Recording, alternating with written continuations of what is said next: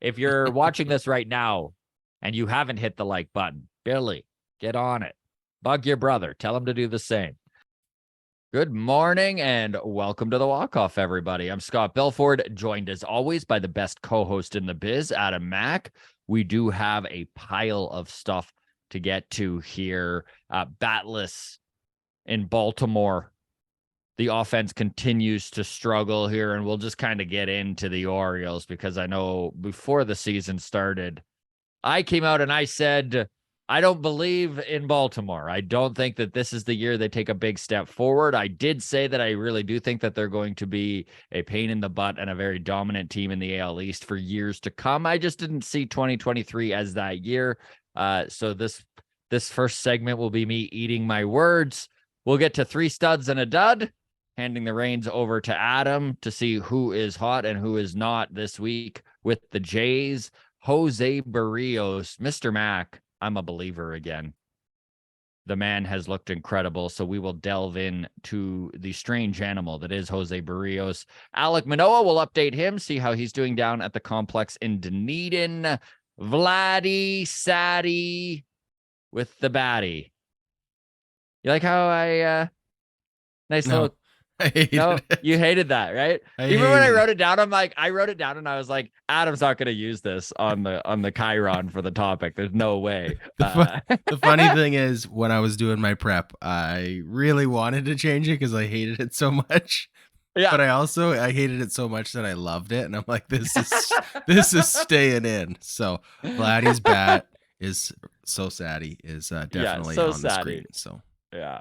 Good job, and then we'll get into the week ahead, and they're doing some pitching shuffling with Kevin Gausman getting the start tonight against Texas. So we will delve into all of that. Now, before we do that, we did have a contest. We asked the question on mailbag. So Adam and I obviously doing our very first live podcast 1 week, Thursday, June 22nd, which is an off day for the Blue Jays, so you can get your baseball needs in that day. It's going to start at 7:30 at BottleScrew Bills. Now, BottleScrew Bills got a hold of us and said that they are going to release a table with 4 seats for someone, and we can give that away. So that's what we did, is we asked the question, who was the last Toronto Blue Jay to win Rookie of the Year?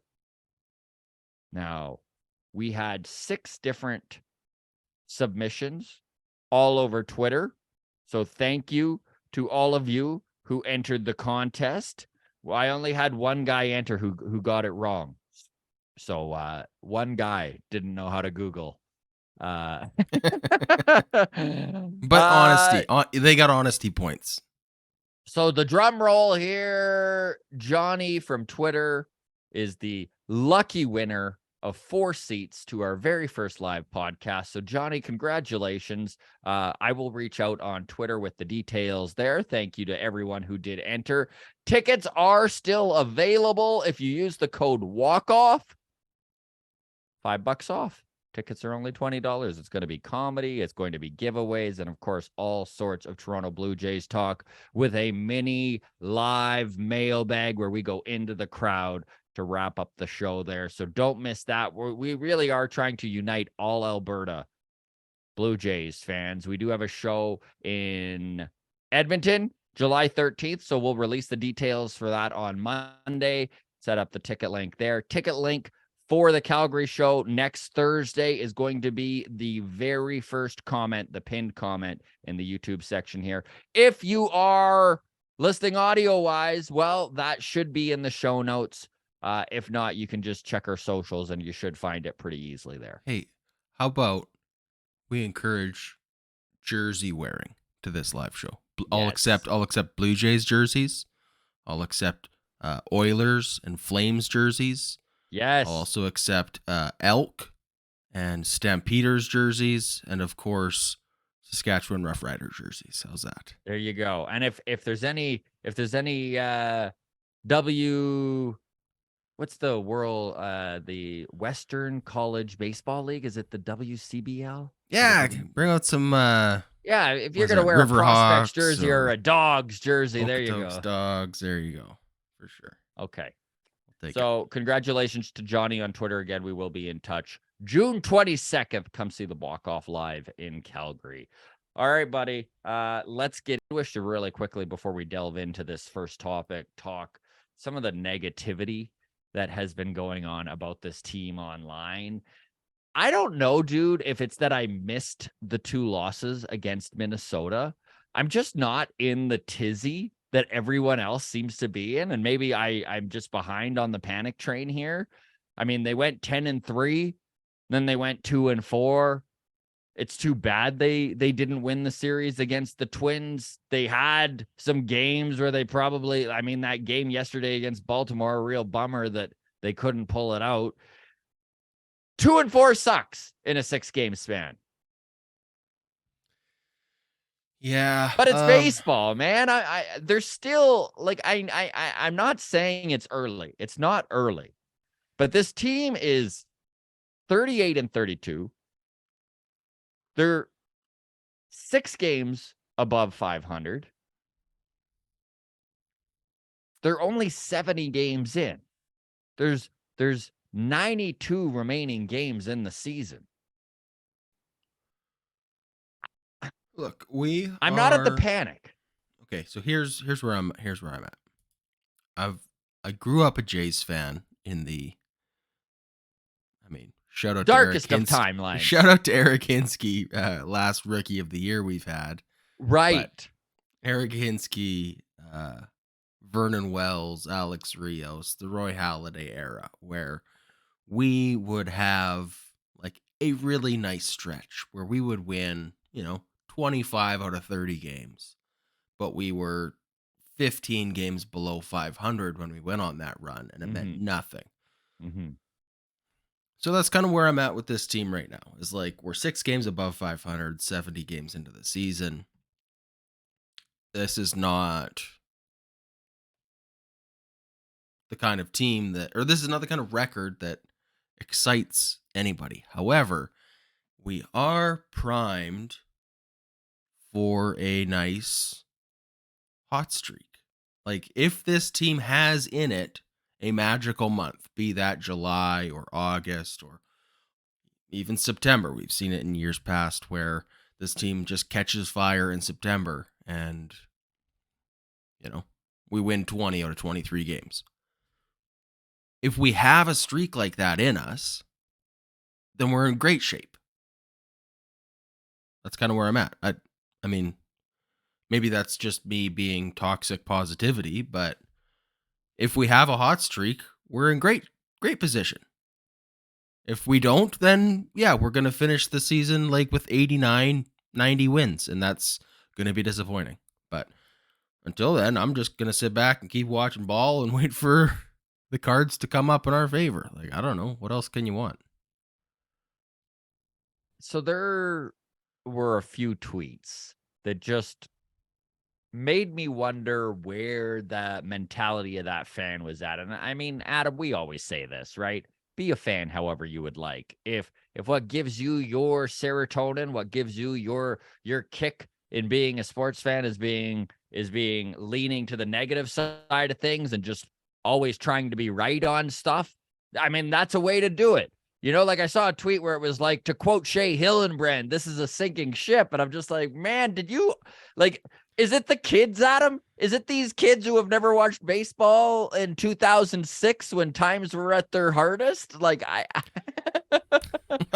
and I'm not even saying I'm happy. And this is the thing too. There's just like some Twitter Blue Jays trolls out there, right? Like Bat Boy, right? So there's this guy, Bat Boy. He always just seems to be on the other side of what I'm thinking, but he had this whole thing. Oh, I know a lot of fans are so thrilled that they're in 4th place in the AL East and can never build a contender. But it's like numbers don't back that up. Like, look back over the last few years. When was the last time the Blue Jays finished 4th and weren't a contender? Like, that's not the case. This is a tweet that really rubbed me the wrong way, buddy. So I don't know if you looked at how Julian Merriweather is doing in Chicago. We're going to get into this in a second. Okay. But this tweet, I won't even give them the time of day with the title of their Twitter feed here, but it says Atkins fucks us again. I swear this dude gets paid to make horrible decisions. Our bullpen is the worst in the league. Wrong. Just numbers wise, that is very, very wrong. But anyways, our bullpen is the worst in the league. It desperately needs an anchor, and they gave away Merriweather. Everyone saw this guy as a stud, but Atkins said, nah, not for us. Okay. So Julian Merriweather, 29.1 innings this year with the Chicago Cubs. They picked him up off of the waiver wire. 3.38 earned run average, a FIP. Just a reminder, FIP is red like ERA, but takes away defensive and park metrics. 2.53 is his FIP, a whip of 1.36, and 13 Ks per 9. Yes, Julian Merriweather is having himself a nice little season in Chicago.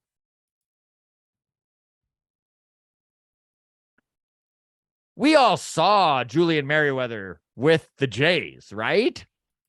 This is a dude who couldn't stay on the field, always had that big P attached to his name, right? Potential. Oh my goodness, the potential on this guy. And I like seeing that he's doing well. 32 years old, finally kind of putting together a healthy season with the Chicago Cubs, and he's putting up good numbers.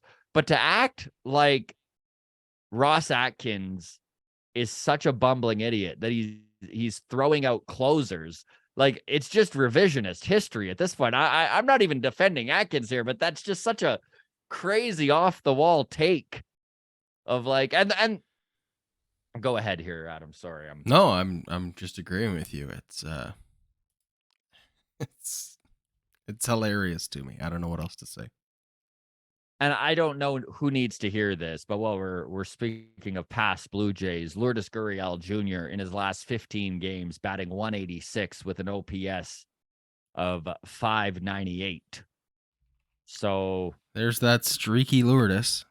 There's that cold streak in Lourdes. I'm cheering. Like, this is the thing, right? I hate needing to frame it as like a win or a loss on every single guy that comes. Like this Nick Frazo kid that they traded for Mitch White last trade deadline is a perfect example of why bolstering your rotation at the trade deadline can hurt. And yeah, he is putting up incredible numbers at AA with the Dodgers. To the point that there's Blue Jay fans out there. I know I saw a Twitter account the other day that basically framed it as we should have traded Ricky Tiedemann and kept Frazo.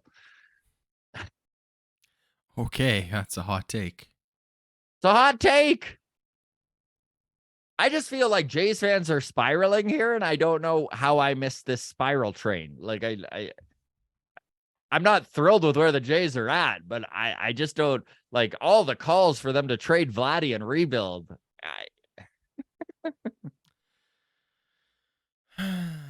Hey, while we're on the topic of Lourdes Gurriel Jr., the All-Star ballot fan vote update as of June 12th has Lourdes Gurriel Jr. Third place in National League outfielder votes. I wonder if that has anything to do with Jays fans. I bet it does.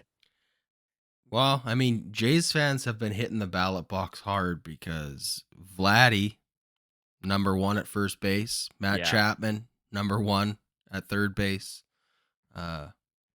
Bo Bichette, miles ahead at shortstop. So kudos to Bo Bichette. Well deserved. Yes. But yeah, Brandon Belt's doing good in the voting. Whit Merrifield doing good in the voting. Yeah. I don't know. Here's the thing. Lourdes Gurriel Jr. has more All-Star votes than Corbin Carroll on the Diamondbacks. Which is insane. That seems ludicrous to me. What a rookie season that kid's having, eh? Yeah, but Lourdes, hot start. I mean, everyone remembers a hot start. So, I mean, that's probably a big part of Chapman and Vladdy getting All-Star votes too, to be honest, is hot start, casual fan, looks at the stats, looks at the batting average. They're still inflated because of a good April and May. So, I don't know. Mm-hmm. But Okay, so let's get into this Baltimore series here. The Orioles taking 2 of 3 against the Blue Jays.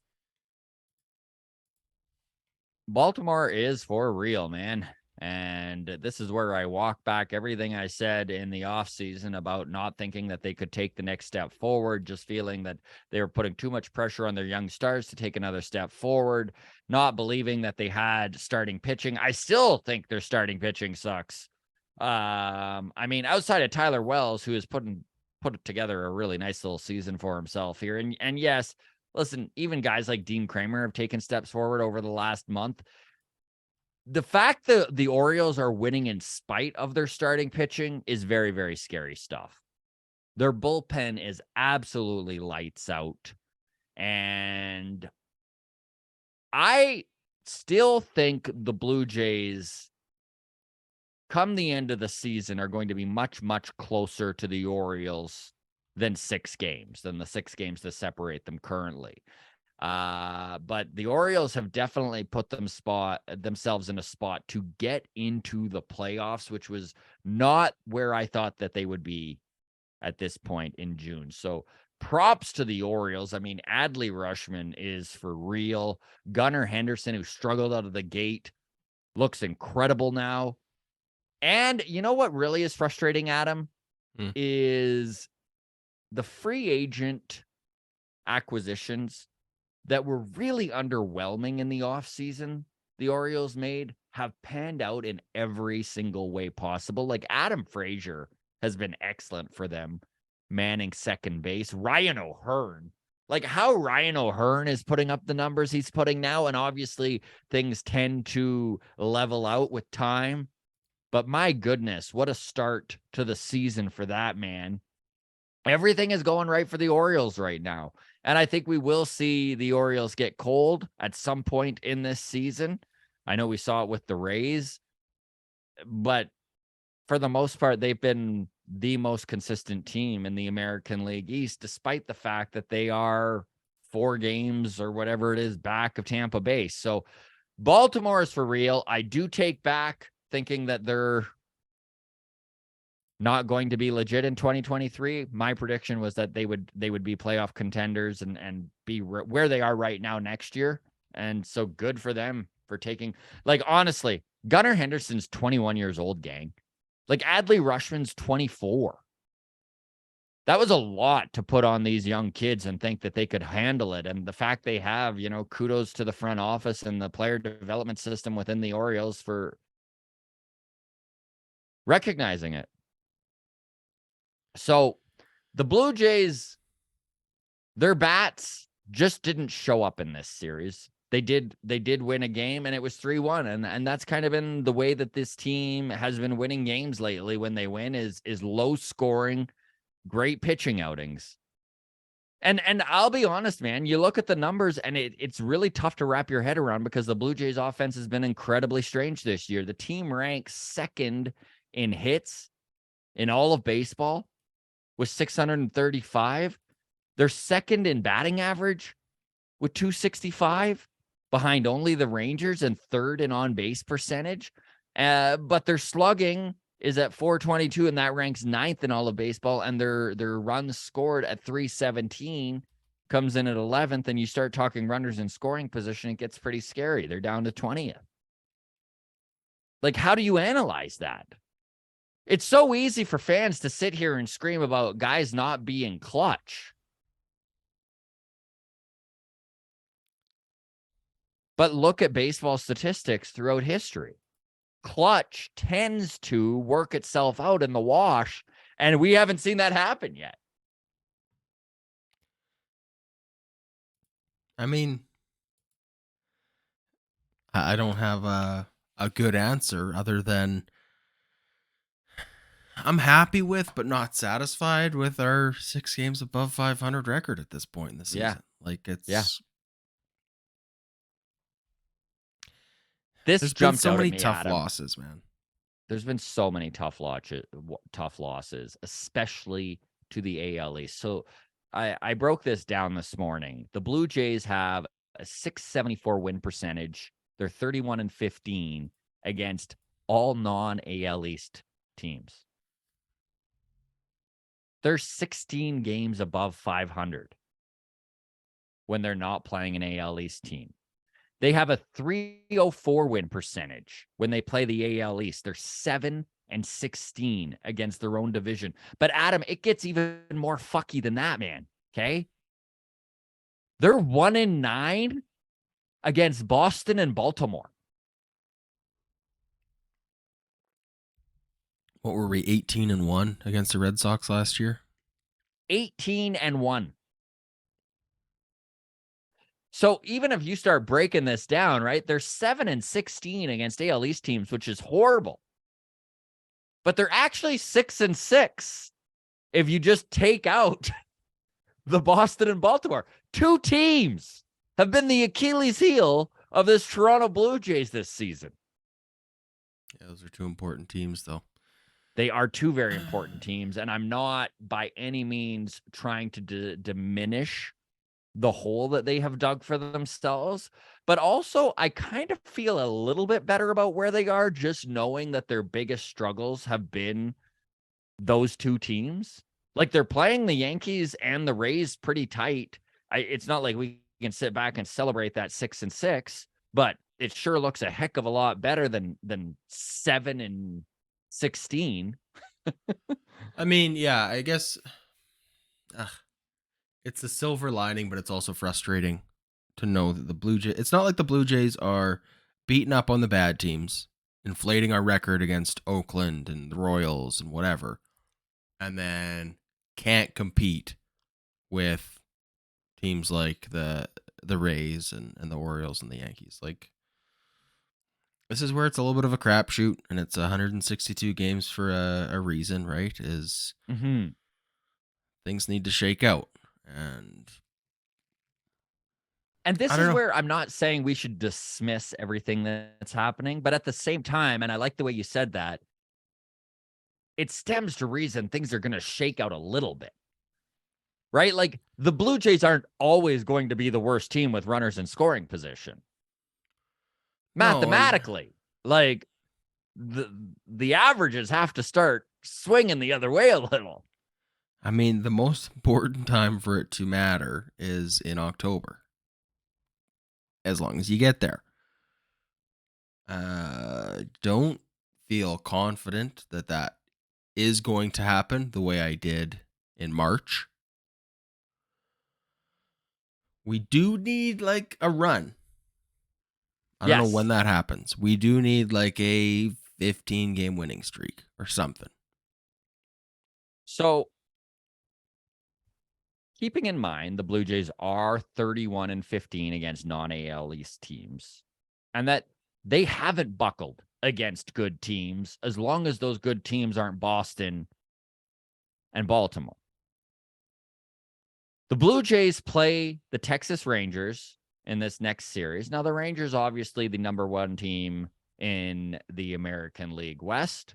They have been very good. But the Blue Jays did just handle the Astros nicely, winning 3-4. Okay, so they faced the Rangers. In Houston, they faced the Rangers. They faced the Miami Marlins. Now, yes, the Marlins aren't the god-awful team that maybe they were a couple of years ago. They're slightly above 500. They are not an AL East team, though. And we have seen what the Blue Jays do against non-AL East teams. So the schedule goes as follows: Texas, Miami, Oakland, San Francisco, Boston, Chicago White Sox, Detroit Tigers All-Star break. Ooh, this feels like a real This feels like a to time to make hay. Yes. Yeah. Let's grind some meat in this meat grinder. Let's not get swept by the Red Sox if we can also avoid doing that. Yeah. Yeah, no, this is an opportunity here. We need something electric to happen. We need some weird game to just be a catalyst and get this team going. I don't know. It's not too late. There's lots of time left, but it's also like pretty quickly approaching the midway point, and we're hanging around. I, in my head, kind of had the idea if they were 10 games above 500 come July 1st, this team's sitting okay. I still think that. And they're not that far off of doing that. Yeah. So 10 games above 500 July 1st would put them in the area to be 20 games above 500 come the end of the season, which is 92 wins, 91 wins. It's not great. I predicted 93 wins at the beginning of the season. They're still sort of on pace. Anyways. Yeah, I mean, the AL East is just, it's historically good. It's always good. Historically good. But it's just, I mean, it's historically good. It's historically good. And that's where I keep coming to when it's like, oh, freaking Atkins sucks and whatever. It's like, we've built a good team. Like, can I harp on like bullpen and our 26th man? Like, sure, but like, name a team that can't. Name a team that's just like, oh, we have no holes. Like, it's unfortunate that the Rays are having a historic season and the Baltimore Orioles are like way overachieving. This is a team that did nothing in the offseason. All they did was have every single one of their prospects take another big step forward. Yeah. Kudos to them. Truly. You can't bank on that. That has nothing to do with like scouting department or a good GM. Like, they had a top 5 draft pick for like 10 years in a row. And now they're starting to see the fruits of those results, right? Like, that's not a good GM. That's good luck. That's good fortune is what it is, right? The same way we're fortunate that Bo and Vlad panned out the way they did, right? You can go into Vlad having a regressive season this year. It is what it is. Those are going to happen. Guess what? So is Adley Rutschman at some point. It's working out for the Orioles right now. I still got to come back to the Jays of just that we're a good team and we're underperforming. But like, again, if we were in the AL Central, we'd probably have just as many wins as the Rays right now. I don't know. Is that crazy to say? It's not crazy to say. I think the division, but we can play that game with every AL East team too. No, that's my point is that like the AL East is just like, it is what it is. Here's where it comes down to. There's not a single team in baseball that I feel like we have no shot at beating come playoff time. Mm-hmm. Like, you give me a 3-game series against the Orioles, I don't know. Hopefully we're hot. Our pitching. Like, yeah, give me Gossman, Bassett, Berrios. That's my 3. Like, I feel good about all 3 of those guys. We'll talk about Berrios here in a second. But yes, we will. Okay, well, let's move on here to 3 studs and a dud. I think we got thorough enough with that Baltimore series. I think we even hit a little Week 12 preview in there. So, yeah, that's right. All right, Week 11 awards. Before we get to this, we missed Week 10 awards. I'm not going to do a full recap of Week 10 awards, but I do want to say honorable mention to Alejandro Kirk. Mm-hmm. He started 12 of 16 games while Danny Jansen was on the injured list. This has been my biggest fear with Alejandro Kirk. Can he handle a full workload? When Danny Jansen went down, I thought we'd either get a hefty dose of Heineman. The Magic Man. I was worried. I'm just going to say it. I was worried about Alejandro Kirk catching 75% of the games. He went 16 for 51. He hit a 314 batting average over the last 2 weeks while Danny Jansen was out. So, tip of the cap to Alejandro Kirk, kind of performed admirably. Yeah. While Danny Jansen was away. So, very cool. Okay. As for stud number 3. Stud number 3, this could have gone to a few different guys in the bullpen who had some pretty good weeks. But leading the way in innings pitched was the big difference for one Nate Pearson, who's your 3rd stud of the week. 5 innings pitched. He continues to show everything we could ask for out of Nate Pearson. Mhm. Control is there. The velocity is there. He's hitting 102 at times. The breaking stuff looks good. It's working for him. Yeah, just yesterday he threw his fastest pitch in the major leagues, 101.8 miles per hour. So I'm going to round that up to 102. yeah. Nate Pearson, we talked circle of trust earlier in the season. Nate Pearson's inside my circle of trust securely right now. Me too.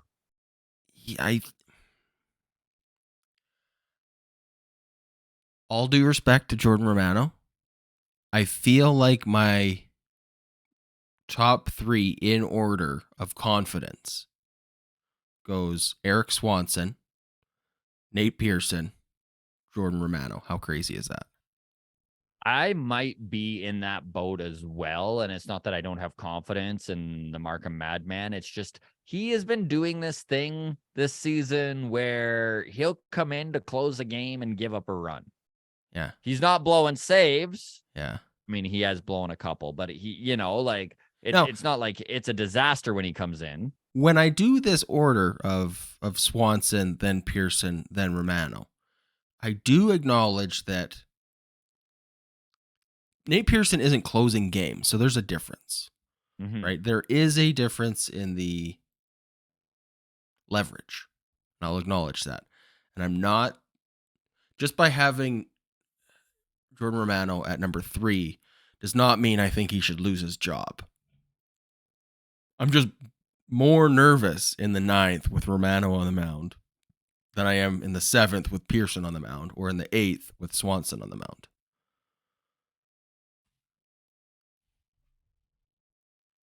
Yeah, Jordan Romano has been inconsistent when it comes to his fastball velocity this season, and he's been inconsistent with hitting his spots with his sliders. His walk rate is up marginally from his career average. Again, and I think we both touched on this, Adam. I don't think he should lose the closing job or anything like that. And I do have confidence in Jordan Romano, and he is firmly within that circle of trust. However, I have to agree with you that if we're going to rank the guys that give me the least anxiety, it does have to go Swanson, Pearson, Romano. Yeah, I Romano still struggles with like runners on, it seems. And I almost feel better about him with coming into the game in the 9th with a 1-run lead than with a 3-run lead. I feel like, I don't know if he just rises to the occasion more in like a 4-3 game than he does in a 6-3 game, but I think I've made this reference before, but here's an old 1980s hockey Alberta reference for everybody. Jordan Romano is kind of like Grant Fuhr was in net for the Oilers, right? Where if it was a 2-1 game, Grant Fuhr is not letting in another goal, right? Yeah. But if it was a 7-1 game, he will allow 5 more goals to be scored, right? Yeah, for sure. No, that's perfect. But yeah, Nate Pearson, your third stud of the week. I guess what it comes down to is when he's taking the ball, I just, knock on wood, I have like 0 concerns that he's going to implode. I don't necessarily feel like, oh, here's a 3-up, 3-down inning. Or I don't necessarily feel like, oh, Tim Mays has pitched himself into a jam. Let's bring in Nate Pearson to save the day. I'm not like, I know Nate Pearson is not elite yet. Long ways to go for Nate still, but encouraged by the progress. But I don't know if you saw, I mean, you mentioned you missed one of the losses to Minnesota. There was I think it was the Alek Manoah start where we had Trevor Richards go for 3, and then Bowden Francis came in. And then they gave the ball to Adam Simber, and we had, I think it was a 3-1 lead, and then Adam Simber gave up like 8 runs in the 8th inning, and like, ugh. I just have no concerns about Nate Pearson having an outing like that. So, anyways, for him, third star of the week. He's a stud this week. Okay, stud number 2 is a hitter. A hitter with 2 home runs. Led the team in RBIs this week, a 308 batting average, and an OPS of 1.126. Our first baseman. Our first baseman, Kevin Biggio. What a week he has had, though. I know we're laughing, and I can't say anything bad. I mean, the dude is doing what he has to do. His swing looks really good. He's showing some power. I mean, my God, he turned around on that 101 mile an hour fastball last night in the 9th, or yesterday afternoon, I should say. And they did the graphic over top of it. He hit it so far and so high, they couldn't determine whether it was a home run or not because the foul pole wasn't high enough. And of course, they do the graphic and it looks like it was actually a home run. I mean, this is where pretty frustrating to see the Jays give up that insurance run. Yeah. Obviously, it would probably be more frustrating losing 3-2 and wondering about that Kevin Biggio bomb, but yeah, the Jays have done this a couple times in the 8th or the 9th when they're down by 1 or a tied game and they give up that one run and then just can't finish it. Yep. Yeah. So honorable mention to Santiago Espinal, who we've been ragging on a bunch, just as much as Kevin Biggio. Had himself a decent little week. 3 for 10, good for a 300 batting average, OPS of 800. 2 RBIs for Santiago Espinal. So limited appearances like Kevin. Kevin gets the nod because of the 2 home runs.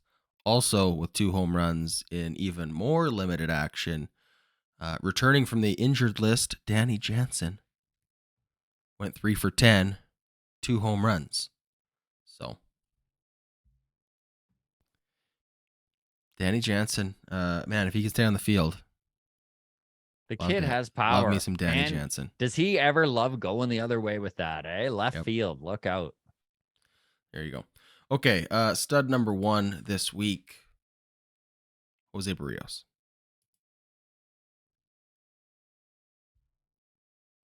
Jose Berrios has been incredibly impressive, and this actually is going to seamlessly transfer into our next topic, which is Jose Berrios. Okay, you know what? Let me backtrack on this. We'll get to Jose Berrios in a second. Let's do the dud first then, and then we can talk Jose Berrios. So it was a 3-horse race for our dud this week. This came down to Adam Simber, Chris Bassett, and Gary Gossman.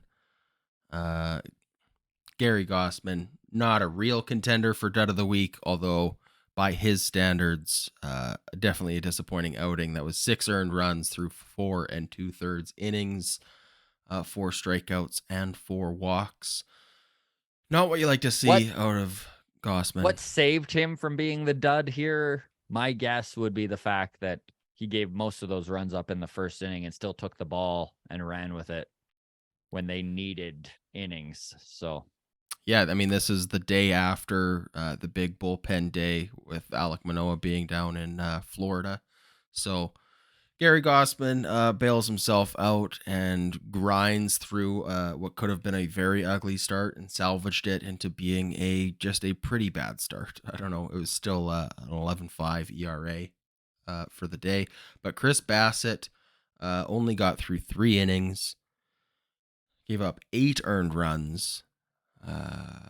3 of them were home runs. He just look. This is the analysis that we've come to on Chris Bassett, is that he is going to be really good for 4 starts and then really bad for 1, and that's the general flow. So it's he was such due for a stinker, and it came.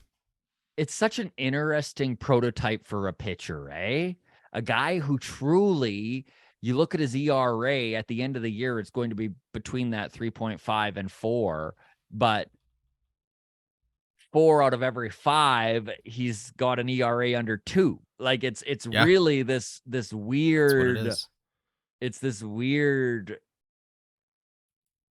I mean, look, pitcher. Like it's the difference between a Cy Young pitcher and a Chris Bassett is, a Justin Verlander or name whatever pitcher you want who's in their prime and just dealing.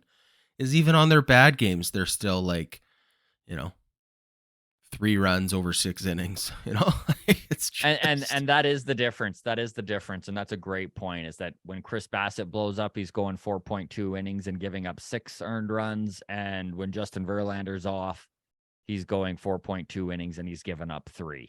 Right. So that's the difference between a Cy Young winner and Chris Bassett. And I am thrilled to have Chris Bassett on this team. I'll take it every day.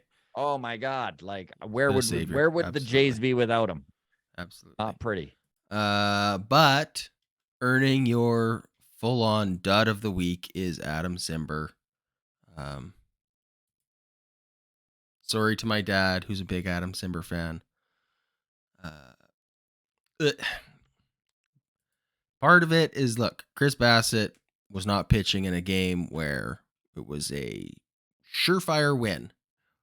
Adam Simber was. We were up 3-2 going, or 3-1 going into the 8th inning. And just an absolute implosion. That's unfortunate. He got hit around pretty hard. Just the 1 home run, but he gave up a pile of hits. Just couldn't get anybody out. 6 earned runs in 1 inning. That's a tough way to lose that game against the Twins. So I feel like, and you touched on it earlier, we went 2-4 this week. It felt worse because that Twins series we could have swept. That could have been a 3-0 against the Twins. It truly could have been, yeah. So anyways, that is your studs and a dud for week 11. Jose Berrios. Let's dive into him in depth. I'm all the way back now. I'm on board with Jose Berrios. Yeah, so am I. It's hard not to be. I mean, the guy has been so crisp lately with his pitches.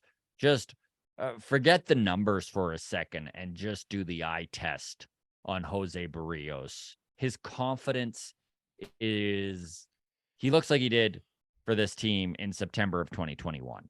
His confidence is through the roof. You can see the swagger when he comes off of the mound.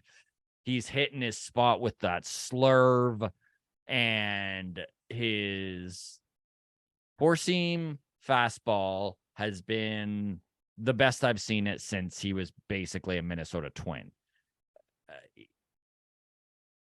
He's hitting 95, 96, so his velo is back where it should be. His secondary stuff has been as good as we've seen it as Blue Jays fans. And like if you think back to the 2021 trade deadline when they moved Austin Martin and Simeon Woods Richardson for Jose Berrios, I think it really shook the Blue Jays fan foundation that they moved 2 guys who were top 10 prospects within the organization. Not something you see teams do very often, right? I know you and I were kind of beside ourselves, Adam, and it was more the shock than it was the return of Jose Berrios. It's just deals like that don't happen very often. And then Jose Berrios came in right out after the trade, and he struggled for a couple of weeks. We saw a couple of stinkers. We were all worried, and then all of a sudden he stopped bringing his arms above his head, right? Pete Walker tightened him up when it came to his delivery, and he turned out to be the best pitcher on this Toronto Blue Jays staff right up until the end of the season, where they were sitting watching that Boston and Washington series, hoping the Red Sox would lose and that they'd advance. Of course, that never wound up happening. Then this front office did something that everyone celebrated as a huge win, which was extend Jose Berrios 7 years with an opt-out after 5.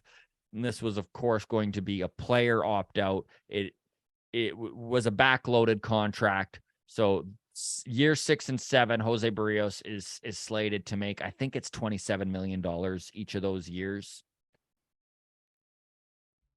Enter 2022, and I can't even think of a full-on faceplant quite like what we saw out of Jose Berrios. He just didn't look like the same pitcher. And this is so different than what we're seeing out of Alek Manoah, a young 25-year-old who only has a year and a half of experience in the bigs, right? Jose Berrios had been doing it for 7 years. Jose Berrios is turning 29 this season, right? Like, it's one of those things where you turn the baseball card over after a guy's been in the league for 5, 6, 7 years. And normally what you see is what you get. And all of us were just like, my God, if we could even have the Jose Berrios career average, this would be a lot easier to swallow. Such a huge contract extension with so much money invested. And it's hard to shit on that deal as a fan when we were all so convinced it was a win. And I think that was the real dagger in the heart for most of us in 2022 with Jose Berrios, is it was just the expectations were so high. We saw what he did at the end of 2021, the re-up, feeling like he had found the next gear. And I think that was where the real disappointment was. As we looked at his career average, we saw that change in his delivery, provided by Pete Walker. And we were convinced he was going to be 1A right next to Alek Manoah. Well, okay. We talked about it a little bit with the bullpen and the power rankings of those three guys at the back of the bullpen, and just recognizing that the leverage factor for Jordan Romano matters, right? So I guess where I come down to tie this back into Jose Berrios is he's gone from being our opening day starter to our number 4. Like, how much is that just allowed him to be like, let himself off the hook, just go out there and throw? You know, like when the expectations aren't there for him to be our Gary Gossman, our Alek Manoah, you know, to just go, and he's just like, I just got to go out there and be Jose. I'll be Jose plus on some days, but I'll never be Jose C minus, you know? Mm-hmm. It's I mean, I think it probably helped. We all know that the order of starting pitchers really only matters for the first week of the season when you break it down. But okay, sure. But I just mean in terms of like who we had you're around right, him, right? Like, yes, he was brought in. He was our big trade acquisition. He immediately got the mega deal contract extension. Everything about Jose Berrios in, 2021, that offseason going into 2022, was he's our guy. This is our guy that, like, yeah, maybe we get a couple Cy Youngs out of this guy, was the mentality. You know, we just shipped off Simeon Woods Richardson, who was one of our top pitching prospects. I think maybe our top pitching prospect at the time. And Austin Martin, who was our number one prospect. Our number one system. prospect, right? Like our guy who was like maybe the shortstop of the future. So there was a lot of expectations on what we needed out of Jose Berrios. While we're on the topic of Simeon Woods Richardson and Austin Martin, I do have their numbers pulled up right now. Woods Richardson, not looking good. Struggling with control. The walks are not where you'd like to see them. He did start the season with the Twins this year. Only pitched in one game. Allowed 5 earned runs in about 4 innings. 5.8 walks per 9. Got sent down to AAA. He's played 10 games down there. He's 0-5 as a starter. Walks per 9, still ugly, 5.5 walks per 9, and strikeouts per 9, only 7.7. So, disappointing start to the 2023 campaign for Simeons with Richardson. Austin Martin, injured at the moment with a UCL sprain, but has not looked good. Is he also in AAA, Adam? No. He's in AA? He was... So the highest he's played in the Twins organization is AA. Has not had a sniff of AAA. This season, he's played rookie ball and A ball.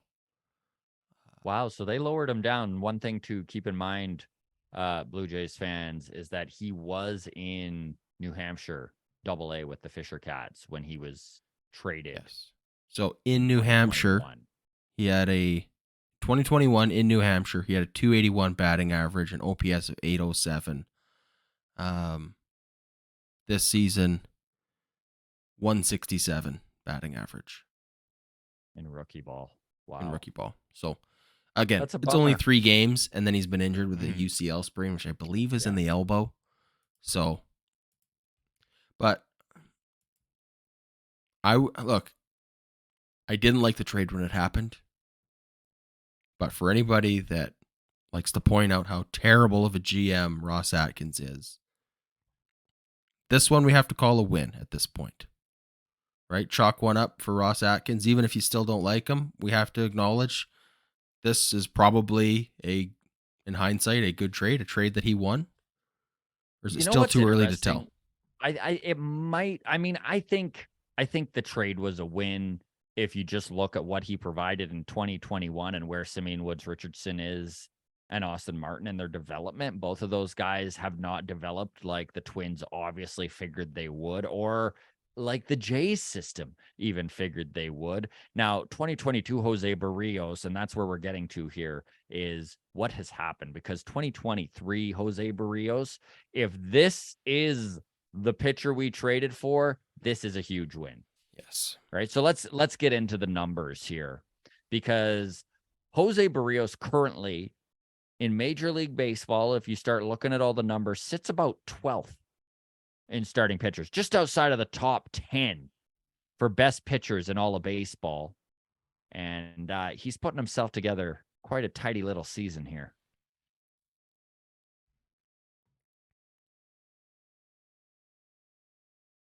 Is this me? It's my turn? Yeah. Do you have the numbers? Sorry. Oh, yeah. No, sorry. All right. So this season, he's got a 3.28 ERA, strikeouts per 9, 7.9. Not quite what you'd like to see, but the walks per 9, 2.6. That's a lot better. ERA plus 124. So that is adjusted for, I think, league average is 100. Mm-hmm. So he's, 24 points above league average? I hate some of these stats because sometimes I overthink them and sometimes I underthink them.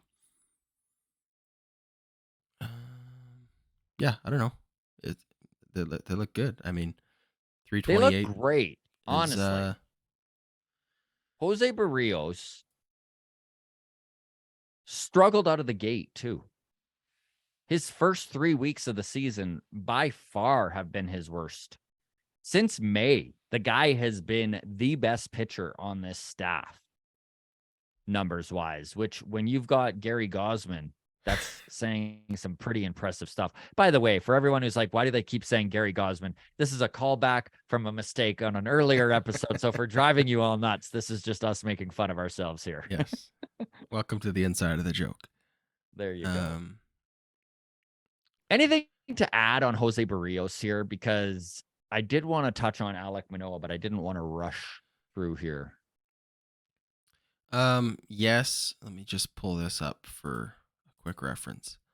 At this point, last season, well, you know what? Let's look at the whole season. Jose Berrios didn't make an appearance in the 5th inning. 1, 2, 3, 4, 5, 6, 7, 9 times last season. Ooh. 9 times he was either pulled in the 4th inning or earlier. This season, we're almost at the halfway point. That's only happened once.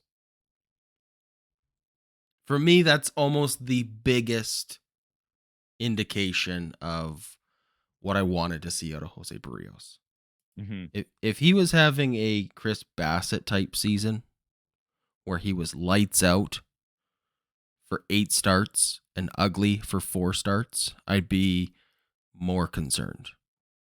Mm-hmm. So I really like what consistency I'm has seeing really out of been this. impressive. Yes, the Yeah. floor, he's really raised the floor, because that's always been the thing, or at least for me, with Jose Berrios, is this is a guy that it is an absolute coin toss, it felt like, who could absolutely go out. If you need him to pitch in game 8 of the in game 3 of the wild card series, he could give you 8 shutout innings.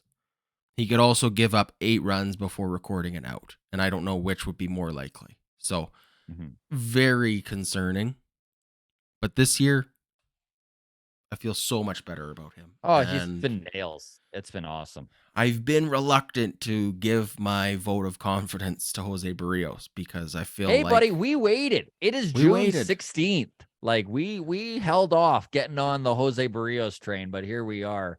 And just to speak money for a little bit here, sure is nice to see that big contract extension that they gave to Jose Berrios not be quite the albatross anymore. It looks pretty good. Speaking of money, Yusei Kikuchi's $12 million he's making this season, or I guess he made 16 last year, which felt like a complete ripoff. But this year he's making 10 because it was front loaded. And $10 million for Yusei Kikuchi in 2023. Yes, please. Looks pretty good. 4.31 ERA. I mean, it's well below the career average of 4.92. This is another guy. I mean, strikeouts are, I think, the lowest they've ever been, save for his rookie season. 9 strikeouts per 9. Still not bad. Better than Berrios. But the walks per 9. Last season at 5.2. Horrific. This season, 2.9. Almost That's cut the in lowest half. they've been in his career. So, big kudos to Yusei Kikuchi. And Jose listen, Berrios he is only going 5 innings most of his outings. But you know what? That's If you fine. can get your 5th pitcher, your 5th starter to come out and give you 5 every 5th day, you got to chalk that up to a win, man. Totally. Yeah, I mean, I'm happy with everyone in this rotation except for Alek Manoah. Should we talk Alek Manoah? Yes. Now, the big man was really expected to carry this staff this season, and it's been a tumultuous 2023 for the kid. So, can I jump in here and just ask you one question? Yes. Those expectations that we had for Alek Manoah, were they unfair or were they warranted? No, I think they were warranted. Yeah, I think so too. I think after what he did in the last year and a half and not having a struggle with every step up that he took in his career, it would stem to reason we'd expect this out of him. You know, and I get what you're getting at, because like if this was Ricky Tiedemann getting called up, I know our expectations would be unfairly high. I just don't think that is the same scenario with Alek Manoah. One thing I will say about what the Blue Jays are doing with the kid, I love it, man. We haven't seen video of Alek Manoah. We haven't seen photos of him. We haven't seen anything but the odd little update. I know Keegan Matheson, friend of the show and head Blue Jays writer with MLB.com, said Alek Manoah will pitch a simulated game in Dunedin today, aiming for roughly 5 innings. He's going to be facing Blue Jays players who are there at the complex, live batters, most of whom are younger prospect in a controlled environment. We're not going to get video of this. Is this full on pitching lab? This is like in the batting cages. They have the high speed cameras and everything, right? Full on pitching lab. Okay. It's been interesting to see the way they're dealing with him. I'm kind of excited about it, man. Like, I'm like, they're rebuilding Alek Manoah right now. And the fact that they are doing it out of everybody's eyesight, I also really respect. I think that that's going to be really good for the kid. So much pressure has been on him, not just from fans, by the way. He's probably his own worst enemy with the amount of pressure that he puts on himself. And I think it just got to the point where it was too much to deal with at the big league level. And I don't mean necessarily just mentally he couldn't take it anymore. It's just like you hit a point where the talent and the skill of hitters in the big leagues is just too much to overcome when you're trying to tweak and change little things in your delivery, right? So going down to the pitching lab and letting him full on not even worry if he's going to get hit, right? Just get a feel for some of these changes. Like if you've ever done I'm not even good at baseball, but like I've done swing tweaks or like, change something, and it feels so unnatural at first, man. It feels so wrong, and it's so hard to, in a game, have your brain line up with your physical side of things and just be seamless. So I love that he is out of sight, out of mind right now. Yeah, I mean, certainly what's best for him.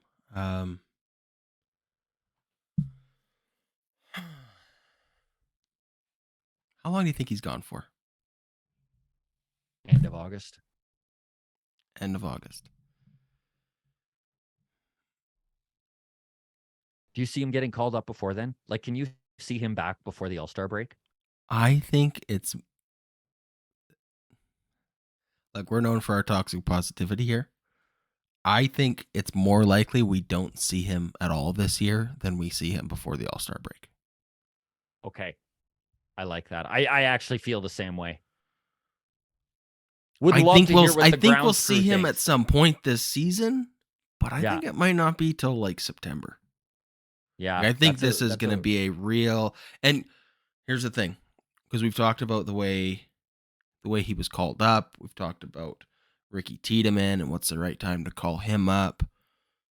What we don't want to have happen is we don't want to call him up when we're struggling. Yeah.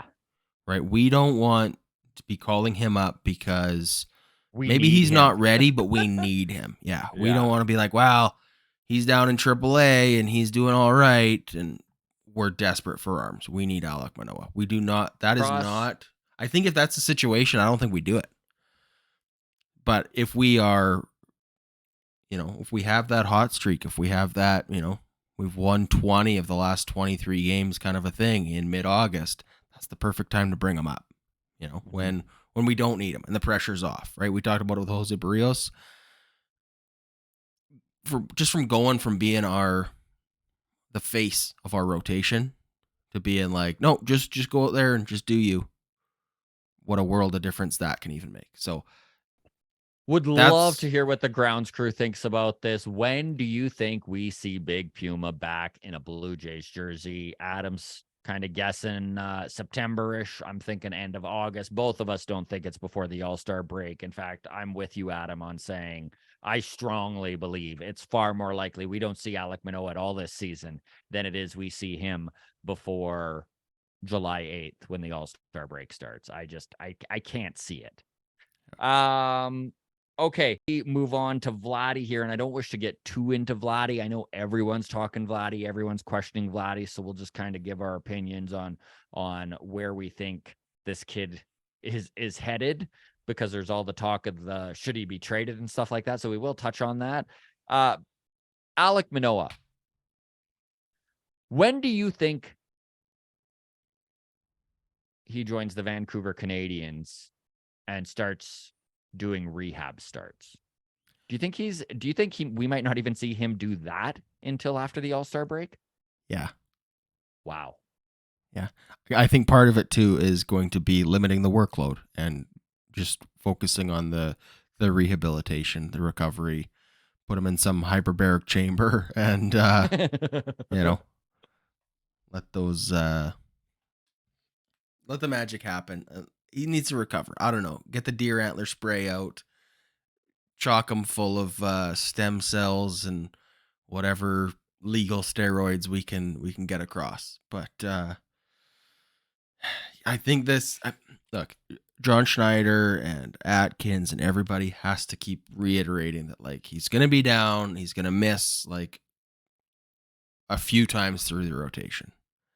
I think that's more of a nobody panic type of verbiage than any sort of genuine insight into what their actual approach is. I think it's going to be a real long-term thing. I think don't expect him back anytime soon, but also don't panic. Because like if they just said, look, we're shutting him down for the year.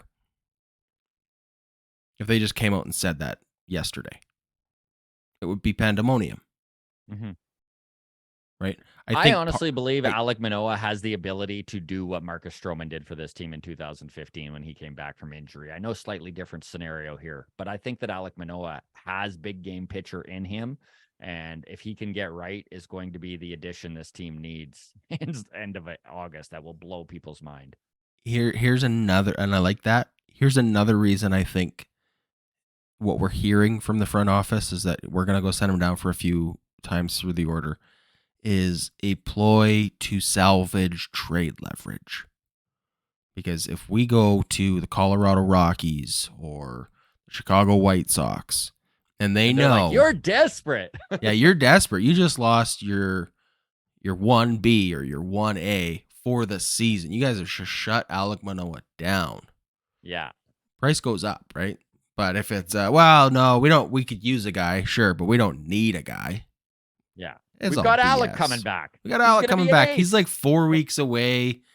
We're going to get him right, and then we're good. We could use a stopgap guy in the meantime, when in reality, they're like, no, we freaking need a guy. So, I don't know.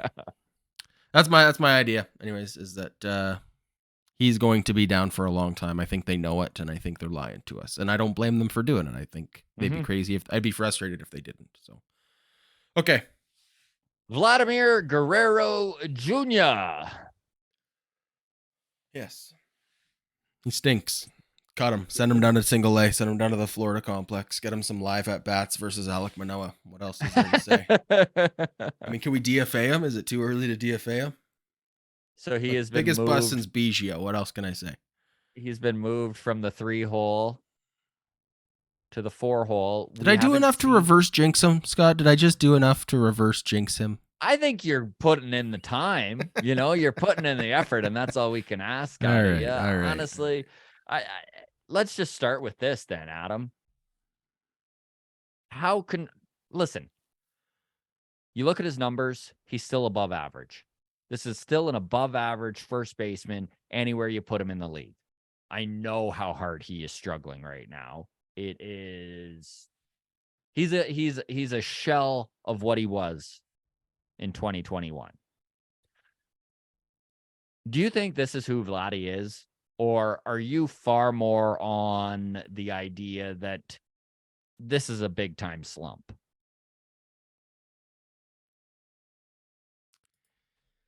Ah, boy.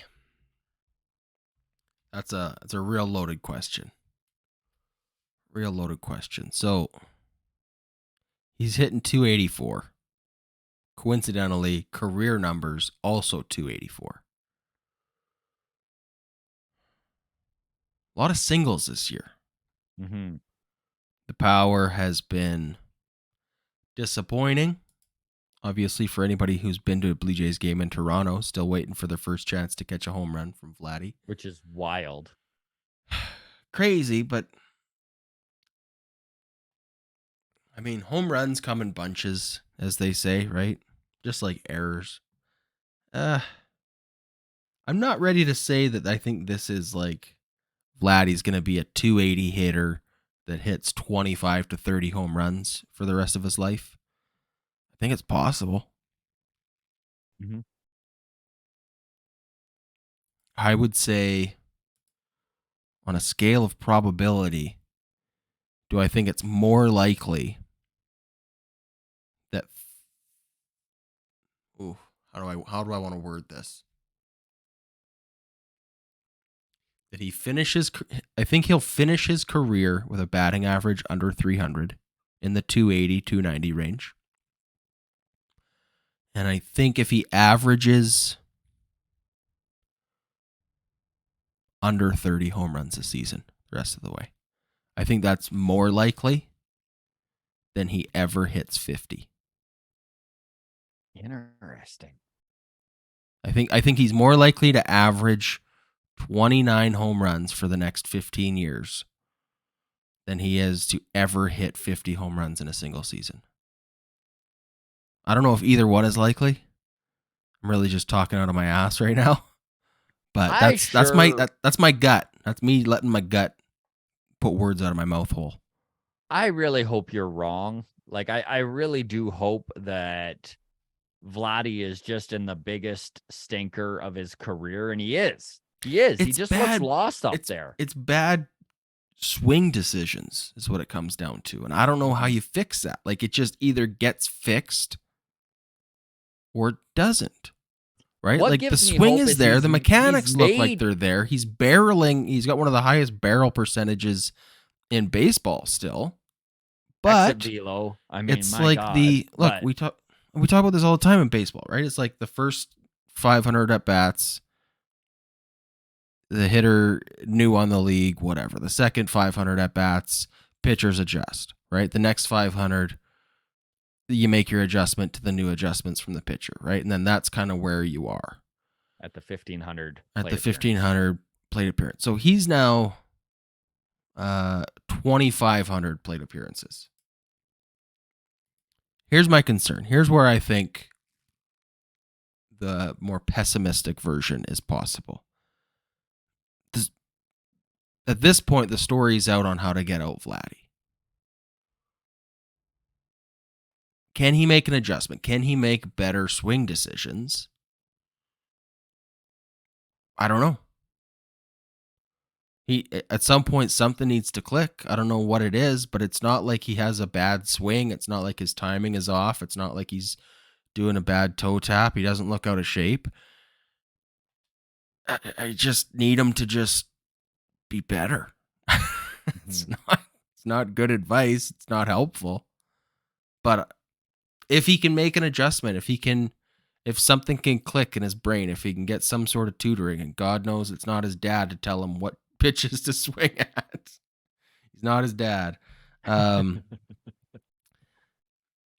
know. I mean, if he can start working counts in his favor better, he can start, because here's the thing, not every strike is worth even swinging at, right? And once you can kind of wrap your mind around that like, hey, this pitch is in the strike zone, but it's not my pitch, right? The old wait for yours, what you hear minor league coaches yelling at 11-year-olds all across the country, right? All right, wait for yours, right? It's kind of where he's at, is like he's got to start working some counts, being a little bit defensive up there, waiting for the pitcher to make a mistake and then capitalizing like a young Kevin Biggio. You know? Do you like them moving him out of the 3-hole? Where is he now, though? He's moved down? Yeah, he's hitting in the cleanup spot now. I like that less. Yeah. I don't know. I'd rather see him hitting 1 or 2. Putting our best bats behind him. A Vladdy heater would sure help turn this season around. It's really been one of the biggest reasons why this offense hasn't clicked like we thought it would. Like, what? Here's the thing is, if we moved him up, if he was our leadoff guy, as crazy as that sounds, Vlad 1, Springer 2, Aaron Judge approach, yes, Bichette 3, right? Then all of a sudden, you can't pitch around Vladdy, right? You can't risk walking him, because if you do, there's like a 50-50 chance he's going to score at that point, right? But if you move him down, and now you're worried, like, why would I throw anything good to Vladimir Guerrero if I'm looking at the next guy up is a struggling Matt Chapman or a hot Kevin Biggio? You know, I'll take Kevin Biggio all day. I don't want to pitch to Vlad. You know, give me Danny Jansen, give me Santiago Espinal, whoever's, I'll take Whit Merrifield over Vlad. But if he's hitting 1, I gotta pitch to him, because I'm worried about Bo Bichette. I'm worried about George Springer. So I don't know. I'd rather see him. I know it's crazy to think of him as a leadoff guy, but I think protecting his bat is the best thing we can do. I have to agree with you on that. It's one of those quagmires they've kind of been in all season where who hits after Vladdy to make sure that they're pitching to him, and they haven't really solved that problem. If you're in the comment section, don't even bother typing Teoscar Hernandez would sure be nice right now because I'm ready for it. I know Joel already has his keyboard set up. And yeah. It's just Control V. He's just copy and pasting that comment. Teoscar would sure be nice right now to protect Vladdy's bat. Okay, my dude, we are long in the teeth. Let's wrap the head here. The Blue Jays moving Kevin Gausman in front of the bullpen day in Texas for today. He's going to get the start, which keeps him on regular rest. And of course, one advantage of flipping the rotation this way is they'd only have to rely on a bullpen day once between now and their off day, June 22nd. And I know some of you are like, June 22nd is an off day. What are we going to do if we're in Calgary? Guess what? You should come see Adam and I at BottleScrew Bills for our live podcast. Nice. Okay. It also puts the bullpen in a much better spot. So as it currently stands, Yusei Kikuchi starts, which typically lasts, like we said, 5 innings. The bullpen day would be back to back with that, which just puts pressures on relievers and puts pressure on Yusei to try and go a little deeper. So they wanted to separate that, put the bullpen day between Gausman and Bassett, and put less stress on Kikuchi. So all in all, I like the idea of Gausman going against Texas anyways. Yeah. I love it. Yeah, I love it. I guess maybe one concern that I could come up with, and I don't know if I believe this or not, but is that maybe it puts too much mental pressure on Gary Gausman to go deep, that like, hey, we need you to, but he already knows that is the thing, right? Like that's why it doesn't make a difference. He already knows the expectation is you're pitching into the 7th. If you can go later, great, but you're going out there and you're throwing the ball 105 times. You're pitching into the 7th. That's his expectation for himself too. So yeah. Love me some Gausman. All right. Does Texas scare you, Adam? Like the Rangers are a good team, and I think that I'm finally coming around to the fact that this is probably who they are. But does Texas worry you more than, let's say, the Astros? If they still had Jacob deGrom, I'd be more worried. Not that he did much for them. No. Man, deGrom, what a disappointing. Just man. Hall of Famer who'll never pitch enough to get into the Hall of Fame. It's heartbreaking. Just gonna say he's definitely not. I don't think a Hall of Famer to me. Sample size, awesome, but just too small. What's crazy is he isn't a Hall of Famer, but also probably the best pitcher to ever throw in the game. Like, it's crazy. Maybe. Yeah. Like, I'm not taking anything away from Nolan Ryan and Sandy Koufax and all that stuff. I'm just saying, like, that's how good he is. Man, 7 of maybe the best 7-year stretch. Yeah. I don't know. 7 years? Is that? No, I don't know. I don't want to turn this into a Jacob deGrom conversation. Yeah. Texas Rangers don't scare me, man. But that's don't scare me either. This is more of a vote of confidence in the Blue Jays than a shot across the bow at the Texas Rangers. Like, no, but I do think this is a winnable series. Like, this is a series the Jays should absolutely take 2 or 3 from and start the streak. We got an afternoon game on Saturday and Sunday. So we got Gausman versus Perez, game 1. Bullpen tomorrow. So Perez is a beatable pitcher. I'm looking at this right now. 6-2 on the season, but his ERA is 4.67 and a WHIP of 1.56. Yeah, you can get to Martin Perez. Game 2, they got Dane Dunning. That's going to be a harder one. our bullpen day versus a 5-1 Dane Dunning with a 2.76 ERA and a WHIP of Dane Dunning has 1.19. been a godsend for this Texas Rangers team, who has stepped up and taken the spot of Jacob deGrom. He was, of course, in the bullpen, kind of serving as that Ross Stripling piece that the Jays had last year for the Rangers this year. He was great in the bullpen and then literally stepped up and has been excellent in that starting rotation. So good on Dane Dunning there. I think I did want to clear up Bowden Francis really quickly here, because I know we had a few questions about how Bowden Francis was able to get called back up after only a couple of days. So this is what happened. For those of you who don't know, when you send a guy down, there's 12 days before you can call him back up. So they sent Bowden Francis down to the minor leagues after that last bullpen start. And they brought up Thomas Hatch because they needed innings in case exactly what happened and Gausman blew up for some crazy reason and they needed somebody to come in. So that's exactly what happened. Now, they called Bowden Francis back up when they placed Adam Simber on the paternity list. Now, the reason they were able to do this is that there is a little asterisk in those rules where if it's for bereavement or paternity, you can bring up whoever you would like to replace that guy. And then when they come off of the paternity list, you can again put anybody back down. So the Blue Jays kept Bowden Francis in Toronto. They didn't even send him back to Buffalo. They obviously knew that this was what they were going to do with putting Adam Simber on the paternity list. Sneaky. For his kid's birth. So while this all played out, Bowden Francis was able to only technically be in the minors for 3 days. I just know that I had a couple of people message on Twitter being like, how the hell is this possible? I think I texted you and Joel. You about that texted too. Yeah. I didn't realize. I already knew the answer because I had to look it up because other people had messaged me though. So there you go. Very good.